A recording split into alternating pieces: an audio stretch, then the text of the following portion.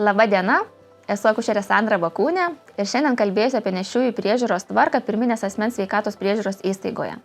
Nėščiųjų priežiūros tikslas – rūpintis motinos ir vaisiaus sveikata, siekti optimalios nėštumo baigties, išvengti motinos ir vaisiaus ligų bei komplikacijų, užtikrinti gerą moters savijautą.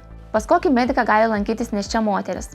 Mažos rizikos nėštumo priežiūros paslaugas gali teikti šeimos gydytojas arba pirminės asmens sveikatos priežiūros įstaigos komandos akušeris ginekologas arba akušerė.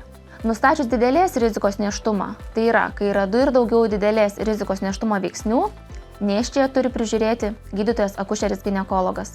Pirmasis apsilankymas yra rekomenduojamas pas gydytoją akušerį ginekologą iki 12 nėštumo savaitės. Kiekvieno vizito metu yra vertinami nėščiosios nusiskundimai, nėštumui įtaką darantis rizikos veiksniai, pateikiamos rekomendacijos mitybos, sveikos gyvensenos, darbo rekomendacijos, aptariami gyvenimo, darbo sąlygų, žalingų įpročių ir smurto šeimoje klausimai, rekomenduojami vitaminai, maisto papildai.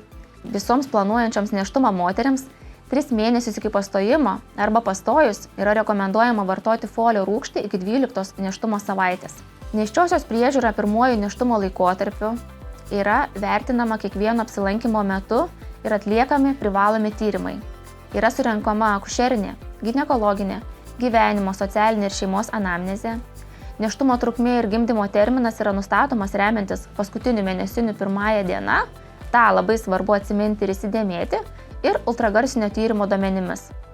Įvertinami yra nėštumo rizikos veiksniai, matuojamas arterinis kraujo spaudimas, apskaičiuojamas kūno masės indeksas, paskiriami kraujo, šlapimo tyrimai ir atliekamas pirminis ultragarsinis vaisiaus tyrimas, tai yra pirmoji patikra 11-14 savaičių imtinai laikotarpyje, jei yra reikalingi biocheminiai chromosominių ligų žymenys, tam tikrų laikotarpių yra atliekami pagal indikacijas.